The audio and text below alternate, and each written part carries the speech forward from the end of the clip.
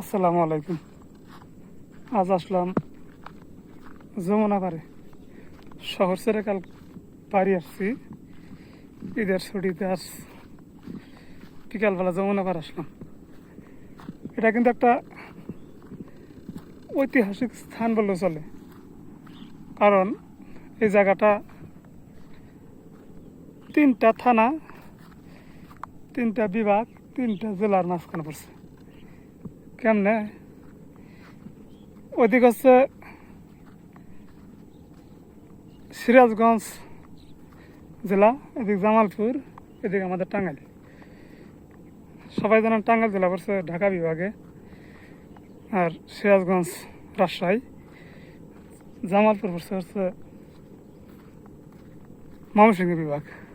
থানাও কিন্তু তিনটা: গোপালপুর থানা, সরিষাবাড়ি থানা, কাজীপুর থানা। এটা ঐতিহাসিক স্থান বললেও ভুল হবে না। আর এখান থেকে কিন্তু কক্সবাজারের ফিল না হলে তবে আমি 100-তে 80 দিব। এখান থেকে সানসেট কিন্তু দেখা যায়।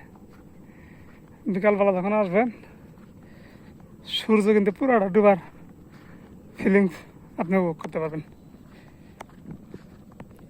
আর দেখুন পাশেই সবুজ সবুজ, এটা কিন্তু তিল গাছ।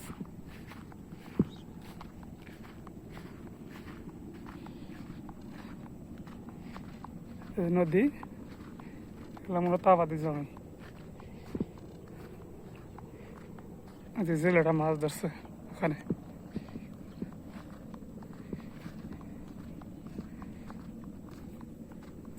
এখন ঢেঁড়স গাছ, আমাদের শহরে ঢেঁড়স খাইয়ে সে গাছ। বিকালবেলা তাও কিন্তু অনেক রোদ।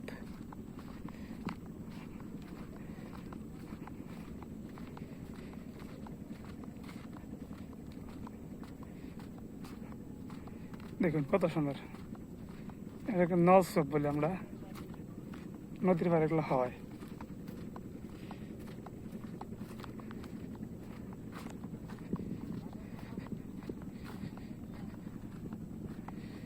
কি সুন্দর দৃশ্য। হ্যাঁ,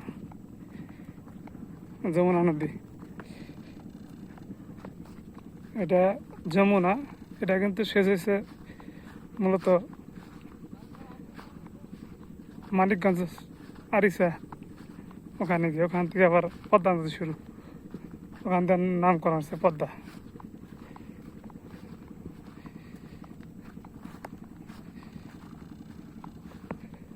এটা কিন্তু পাট।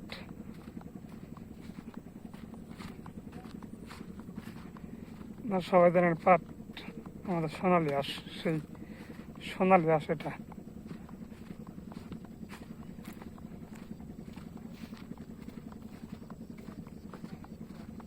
এই যে জমি, এই তো নদী। এটা কিন্তু নদীর কাজ করা হয়েছে, নদী কিন্তু ভাঙছে প্রচুর।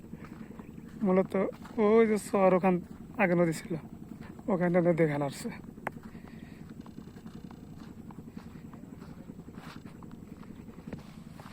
এখানে এখন একা আসাটা ভয় লাগে।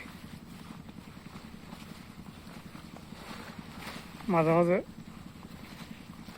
শিয়াল আক্রমণ করতে পারে, শিয়ালের ভয় আছে, কাজেই একা আসাটা নিরাপদ না।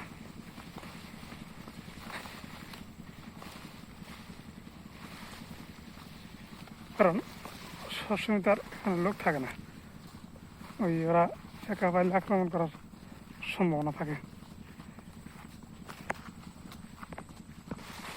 আর এখানে শিয়াল থাকতে স্বাভাবিক, কারণ জঙ্গলের মতোই পাট বড় বড় হয়ে গেছে। মূলত আমি এখানে যাচ্ছি, আমাদের পাশেই ধুমসা খেত আছে, বাড়িতে ছাগল আছে, দেখি কিছু ধুমসার পাতা বাড়ি নিয়ে যেতে পারি না। আর বিশ্বাস করবেন কিনা, এখানে কিন্তু বন্যা হলে 5 ফুট 6 ফুট পানি হয়ে যায়, অনেক পানি হয়। এই তো আমার সেই ধনসা খাত। দেখুন কচু, এটা কিন্তু আবাদ করা হয়নি, চাষ করা হয়নি, এমনি হয়েছে।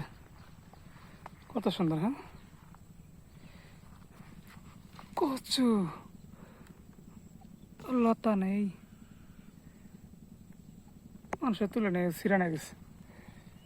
যেখানে ধান চাষ করা হয়েছিল,